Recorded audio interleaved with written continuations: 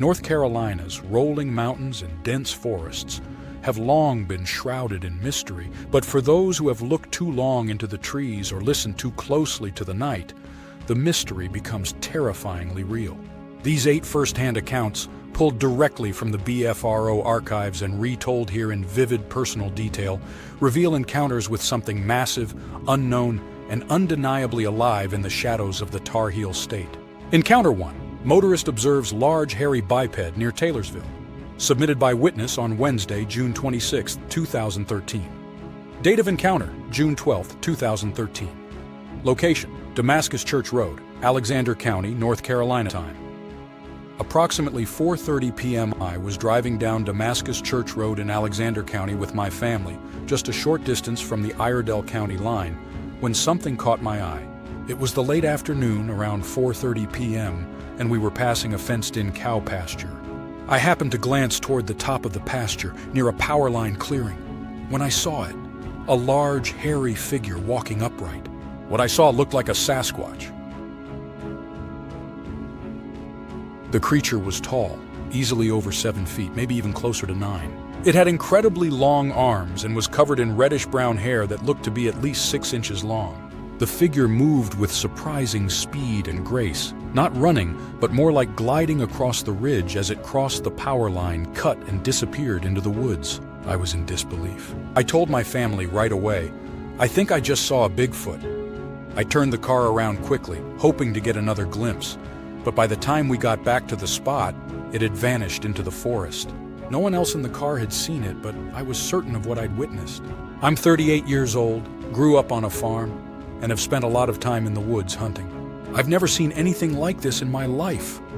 It was a once-in-a-lifetime sighting. Weather and conditions: it was a hot, humid day with temperatures ranging from the high 90s down to the low 60s. The skies were overcast with light winds, and the moon that evening was a waxing crescent at 14% illumination. Environment. The sighting occurred on a foothill at the top of a mountain ridge. The creature was walking down a power line clearing and entered the woods above a cattle fence line. The area is a mix of wooded patches and farmland nestled in the eastern foothills of the Appalachian Mountains. Follow-up report by BFRO investigator: I spoke to the witness several weeks after his sighting, and his recollection was vivid and consistent. He was traveling east on Sharp Mill Road, which becomes Damascus Church Road, near the Iredell County line.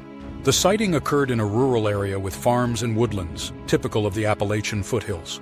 The witness described seeing a large, lanky, hairy biped at a distance of about 150 to 200 yards, positioned at the top of a ridge. He noted the creature's height, estimating it at 7 to 9 feet. Its arms were particularly long, hanging nearly to its knees, and it moved with an effortless, gliding gait. The animal's head was down and slightly hunched, so no facial features were visible. It was walking with its palms forward, and its arms swung dramatically as it moved.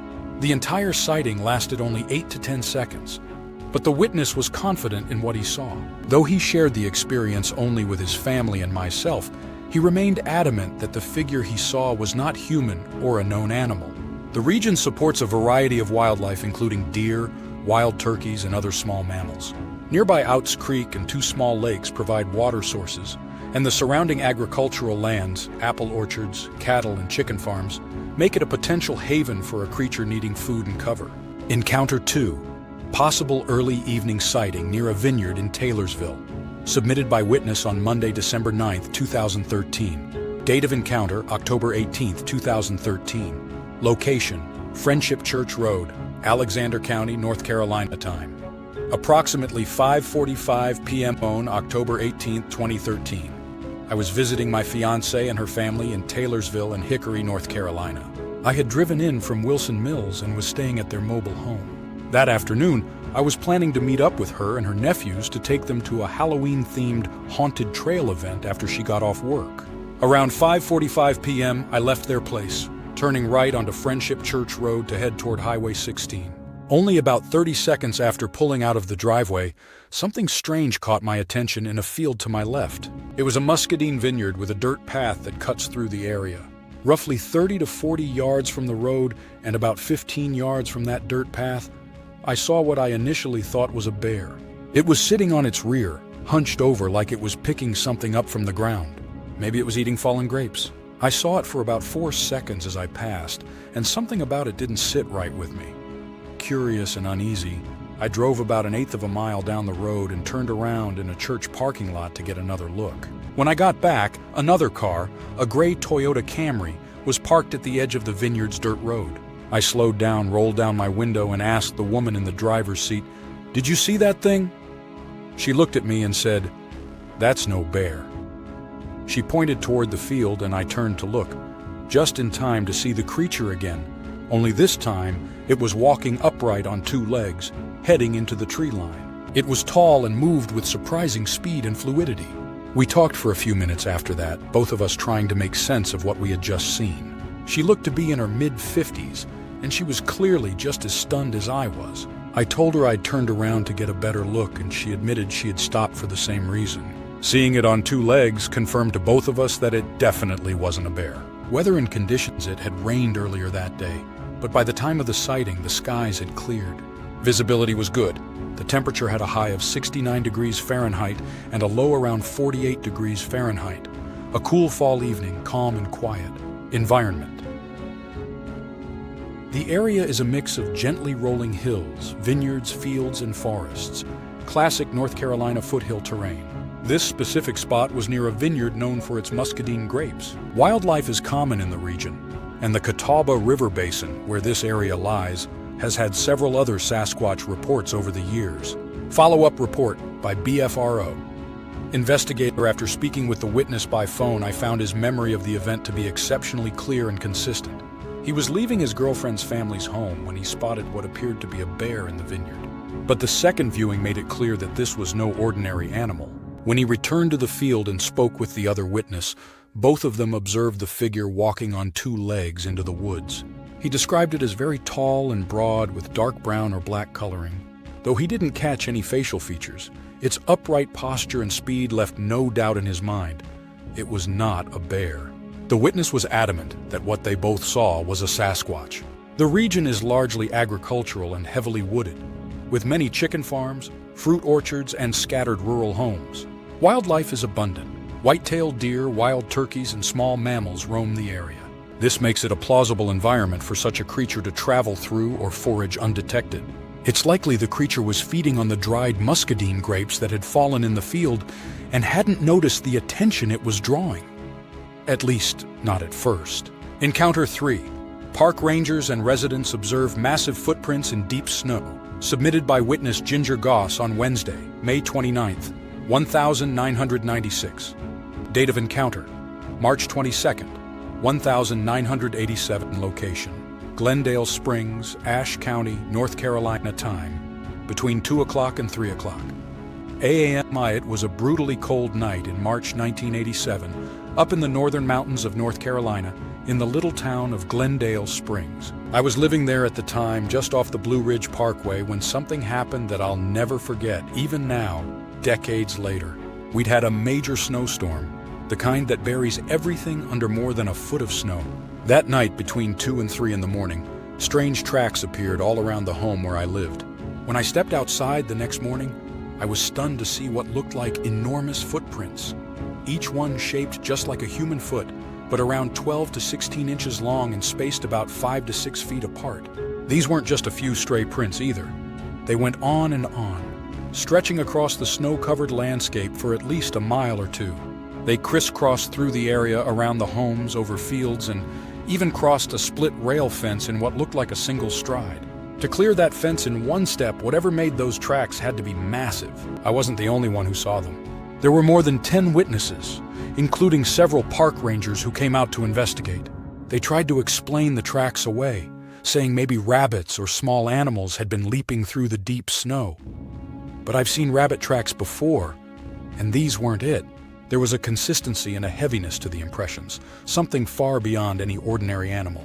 A local resident managed to take photos of the tracks before they started to melt. But honestly, no picture could do justice to what it was like standing there, staring down at those deep prints in 21 inches of snow, knowing something huge had been walking around in the middle of the night. I never saw the creature itself, and honestly, I'm glad I didn't. Just seeing those tracks was enough to shake me. Whatever it was out there, moving through one of the heaviest snowfalls we'd had in years, probably in search of food. The memory still gives me chills. Weather and conditions. The snow was deep, a full 21 inches. Conditions were cold and clear, and the tracks appeared during the pre-dawn hours between 2 and 3 a.m. Environment, the setting was rugged Appalachian mountain country. The area around Glendale Springs is forested, remote, and cut by the winding Blue Ridge Parkway. The tracks were found in various locations within a 2-mile radius, including woods, open land, and around homes. Encounter 4, trees shaking in secluded golf community near Asheville, submitted by witness on Sunday, July 18, 2021. Date of encounter, June 15, 2016. Location, Arden, Buncombe County, North Carolina. Time, around 10 o'clock. a.m. Back in the spring of 2016, I think it was around mid-June. I was working a job in Arden, about 15 minutes southwest of Asheville, North Carolina. I run a landscaping and irrigation company, so I'm outdoors all the time. And I've spent most of my life in the woods. I grew up with 30 acres of land surrounded by 6,000 acres of game land. I've hunted, camped, and explored enough to know what wildlife behaves like out here. That day, I was in a high-end gated golf community, one of those neighborhoods where the houses back up to dense woods. The property I was working on sat right up against the edge of Pisgah National Forest, which stretches for hundreds of square miles. I was standing in the backyard, facing the house as I worked on the irrigation control box.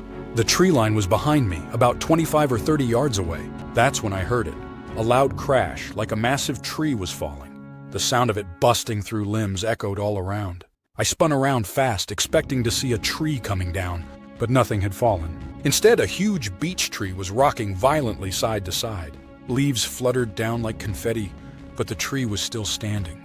Now I'm a big guy, 6'2", 250 pounds. And I've climbed and worked around trees like this for years. There's no way I could make one of them move like that. But whatever was out there had. I stood and watched for maybe 30 or 45 seconds, frozen, waiting for something to emerge. Nothing. Everything was still. I turned back to my work, telling myself maybe it was just a weird wind gust, until it happened again. A second tree, farther into the woods, started rocking just like the first. Another loud crash. Same kind of violent movement. That's when the hairs on the back of my neck stood up. Bears don't jump from tree to tree, and if it had been a cat, it would have bolted after the first crash. I walked to the edge of the yard, trying to get a better look, but the forest canopy was thick. I knew if something was up in the trees or hiding in the underbrush, I wouldn't be able to spot it unless I got right underneath, and I wasn't about to do that. I waited a few minutes, scanning the tree line. Still no movement, so I went back toward the control box, walking backwards this time. I felt like something was watching me, calculating. When I reached the box, I turned quickly, hoping to catch whatever it was in the act. Nothing. Everything was still again. Just as I let my guard down and started working, wham! A third tree started shaking. Another crash. That was it. I dropped everything, ran to my truck, and got out of there. I rescheduled the job for another day. I've never been afraid in the woods during the day. Not until then. This wasn't a bear. Bears around here aren't shy. They don't hide. Whatever did this was huge, strong, and smart enough to wait for the exact moment when I wasn't looking. I carry a gun when I work, always have. But that day I realized whatever was out there wasn't something I could handle, not even with a weapon. I never saw it, but I knew. Something was out there in those woods, and it was watching me. Weather and conditions. It was mid-morning, around 10 a.m. Daylight was clear, and the sky was visible above the thick canopy. There was no wind strong enough to shake large trees. Environment. The property bordered Pisgah National Forest, a massive mountainous region of dense woods and deep valleys. The backyard of the home ended in thick forest, just a short distance from the tree line. The area is remote despite its proximity to high-end housing. Wildlife is abundant, but nothing native is capable of moving trees in this way. Follow-up report by BFRO investigator. He spoke with Ryan Millwood, the witness, and also visited the general area of the sighting. The property lies on the edge of Pisgah National Forest and is part of a high-end gated community. Ryan described witnessing 3 full-grown trees being shaken in succession, each movement accompanied by a loud crash, as though something massive had leapt from tree to tree. The second tree bent approximately 25%, and by the third event, Ryan was frightened enough to leave the property immediately. He stated with certainty that no known animal, not bears, not big cats, could have caused that kind of disturbance. Encounter 5. Childhood sighting on Black Mountain submitted by witness on Wednesday, July 5, 2006. Date of encounter, November 17, 1991 location. Near the top of Black Mountain, Buncombe County, North Carolina time. Dusk, I was 9 years old when I saw it. Something I'll never forget. It happened at our family's upper house on Black Mountain long before the area was developed. Back then, the woods behind our home were untouched wilderness. That night I was getting ready for bed, and everything seemed normal, until our cat darted inside.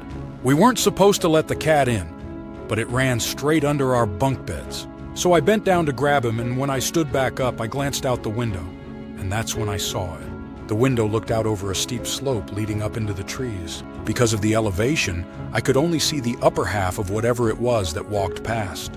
But it was massive. The figure moved right along the edge of the tree line, silhouetted against a sky full of stars. The moon was out too, casting enough light that I could see the outline clearly. This figure had a shape unlike anything I'd ever seen. It was broad, hulking, and tall. I'd guess at least 7 feet, maybe taller. Its head was strange, shaped like a man with a mullet, where the hair just fell down without a clear neckline. No visible neck at all, really. The way it moved was what struck me most. It had this fluid pendulum-like arm swing, just like something out of a slow-motion dream. I stood frozen, watching it. It seemed to slouch slightly as it walked, not upright like a person, but hunched forward.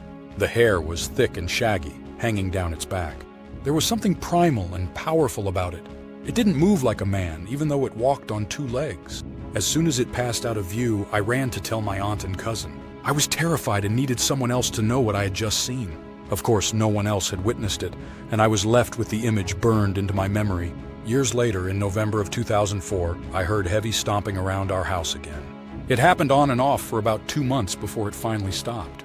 At the time, I remembered what I'd seen as a child and wondered if the same thing had returned. Now, decades later, I still live on Black Mountain. I work on a construction crew building one of the new developments on the mountain.